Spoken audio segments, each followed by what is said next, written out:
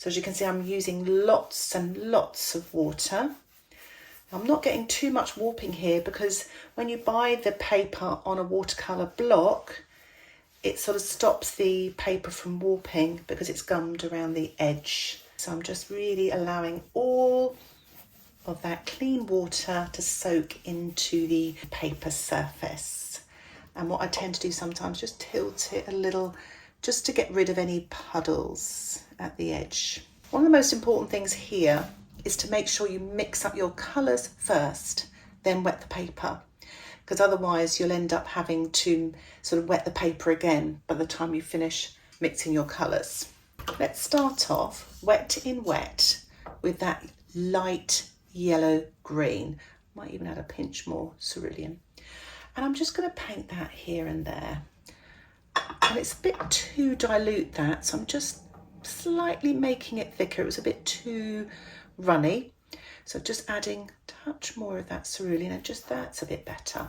And just going in again in these almost downward crisscrossy strokes, like that.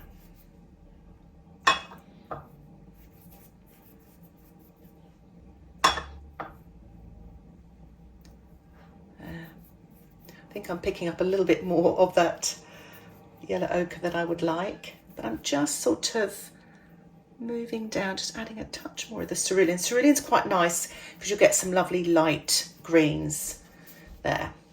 So that's enough of the sort of light yellow green. I'm loading my brush now. I'm going into the mid green and just painting that wet into wet, or a little bit more damp into wet. Now I have run out of paint, so it can easily happen. So I'm just quickly mixing up the colour. Remember, I added a bit of quinacridone gold to that as well. A touch more water, and just having these sweeping marks here. That's lovely.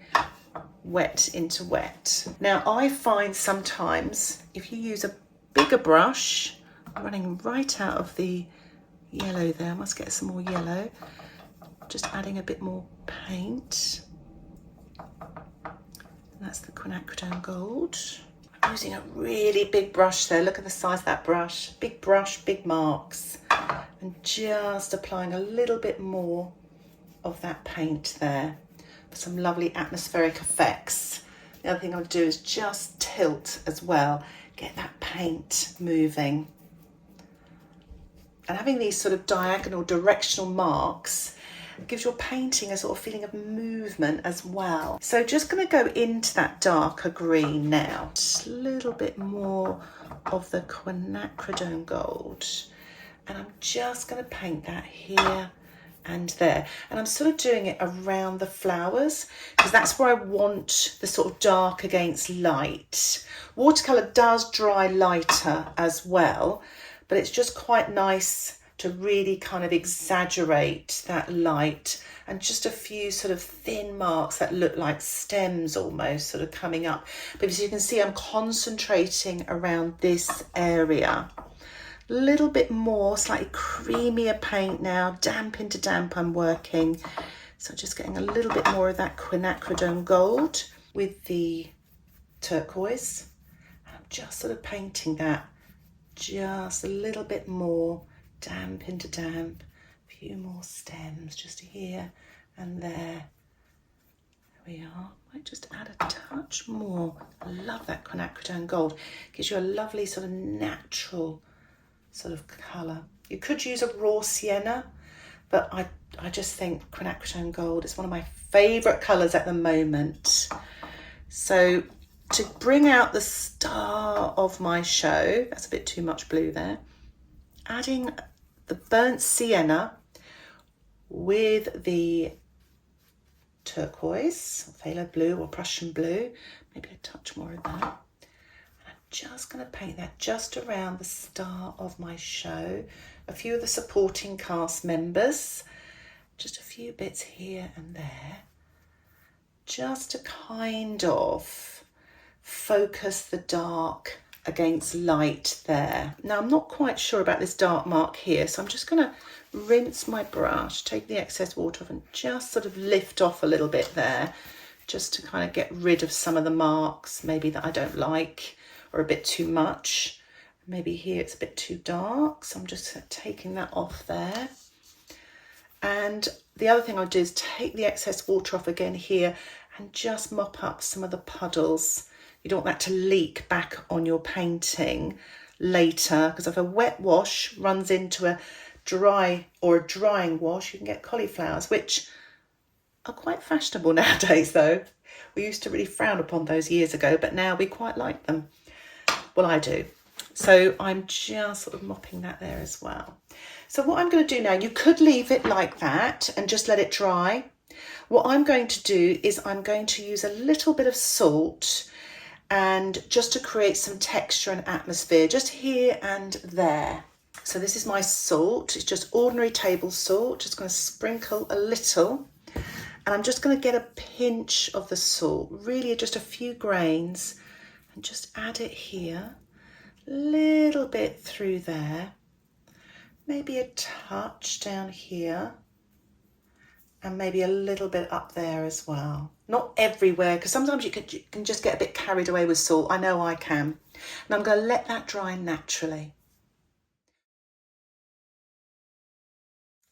So I'm going to remove the masking fluid now the painting has dried. I'm actually using framing tape. You can use masking fluid. You can use masking tape, a putty rubber, or even your thumb. I quite like sometimes using tape. It kind of grabs hold of the masking fluid and kind of pulls it off, and it's quite clean. You don't have too much residue because it all sticks to the framing tape. So I'll just get on with that and remove all the masking fluid for the next stage. What I'm going to do now is I'm just going to draw into the daisies. Sometimes when you remove masking fluid, you kind of lose a little bit of your drawing. So I'm just drawing back into the daisies here, just to draw back the centre here and there, kind of exaggerating the size of the centre as well. Here's my star of the show, just drawing that in there. What I'm going to do is I'm going to start painting the centres. So I'm using my size 4 brush. It's just getting a little bit of that yellow again, the same yellow, with a tiny pinch. Oh, look at that. Not that much red.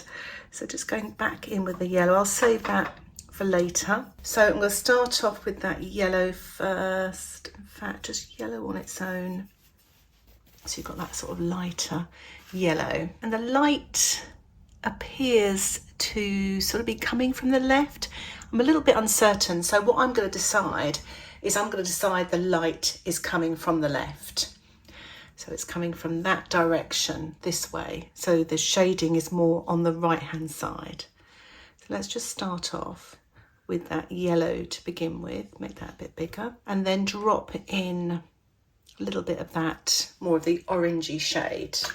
Okay, and do the same here. So put the yellow on, and then that other colour, just drop it in on the right-hand side. And that's pretty much all there is to it. So start off with that, just that yellowy colour. So I'm going to clean that a little bit more. There's a little bit in there, I forgot to draw this one. And just paint that wet on dry, and then drop in sort of wet into wet on the right-hand side.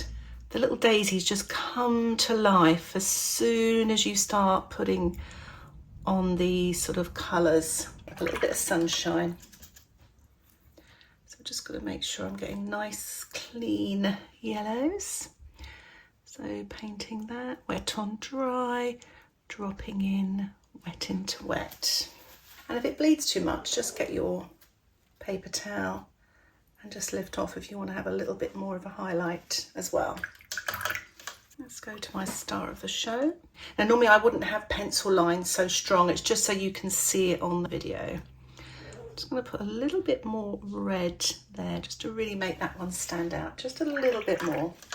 It's a bit of an exaggeration touch of artistic license.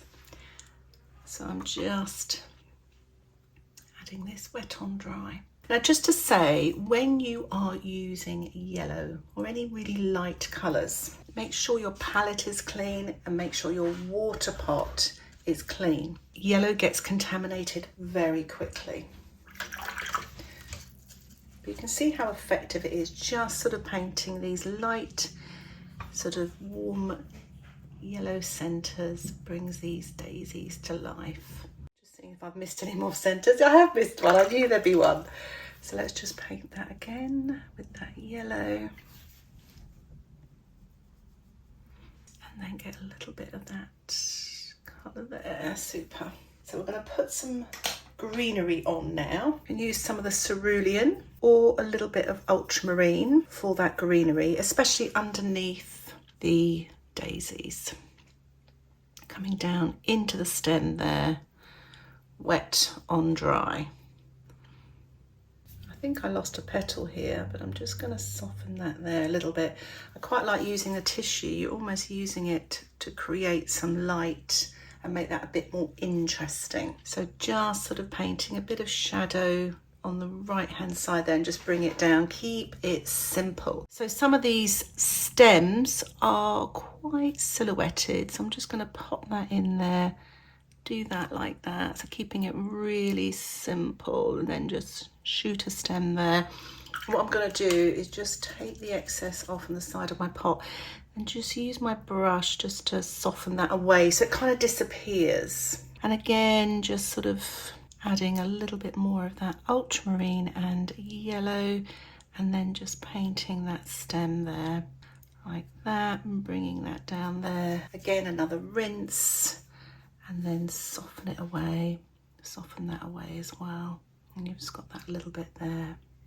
Maybe paint a little bit of green there as well to bring that down like that. The same here, make it into a bit of a point. There's even a lovely sort of limea colour on that side, so I might just pop that in on the left so it's a bit more colour. And again, you can use the tissue to create a bit of texture there and just to make it look a bit softer. Another way you can do it is, for instance, the star of the show is quite sort of, I'm using quinacridone gold and yellow. It's quite a light, it's even lighter than that actually. Maybe a real yellow green here, painting that sort of just literally wet on dry, and then go into the ultramarine. You can even use a bit of quinacridone gold with that ultramarine, so it's lovely. And actually it doesn't need to be that dark. So just paint a little bit of dark here on that star of the show. It sort of comes up to the stem there, comes around there like that. So you've got that bit of the flower there coming through. So you just want to put that in there, and you're just basically just really painting those stems, adding a little bit of dark there. Get a little bit more of that quinacridone gold.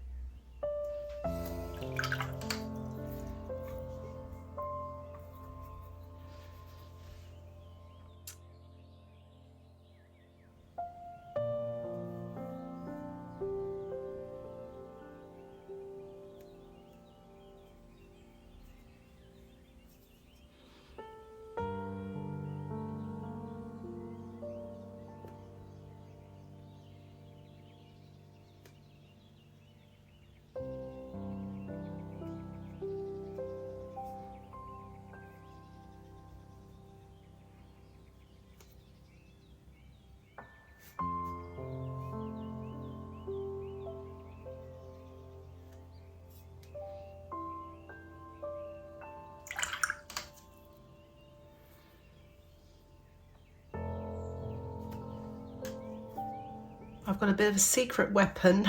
That's white gouache, that is, that I'm going to use later for putting a few extra white petals in. It will just sort of, sometimes it just tidies up things, which is quite nice. So that's what we'll do to get things looking a little bit more realistic. So just adding a few more sort of darks just here and there. Working my way around. Just going back, putting a few more dark accents just here and there. Just a touch more of that on this one here. Water. A bit more dark. On that right hand side rather. Just put a few more little buds and things. Start with a light colour. Again, just dropping in a few more sort of little darks just here and there, just to bring it to life, especially on the right hand side, painting those darks. You can see how that really does bring it to life. Little buds. So I didn't want to complicate this too much. I wanted to keep it really super simple. Not too many layers. Just getting a little bit more there. There we are. Might just put a few little stems in here and there. And use rigger or a liner brush. I've got a rigger here. So I'm just going to use that and just sort of paint some sort of stems in just here and there. So I've added some yellow to that and just sort of painting a few just in here and there, just to give it a little bit more information, a bit more detail. Makes it look a touch more natural. I'm not sure about that one there. So if there's something you don't like, just lift it out. Just going to add a touch of shading. I quite like using ultramarine for shading, very dilute with a touch of pink. So you've got kind of like a very dilute blue violet. Just going to put a few marks here and there. That might be a bit too dark, so I'm just going to water that down even more.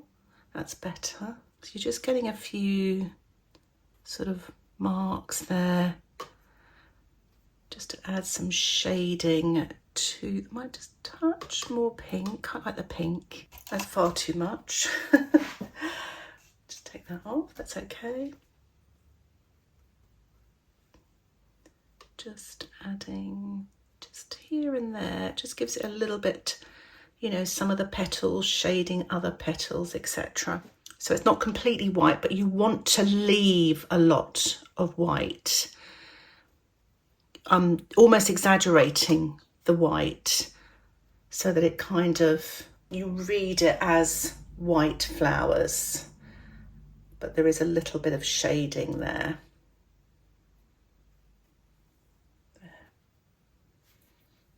And again, if you don't like anything, just lift out.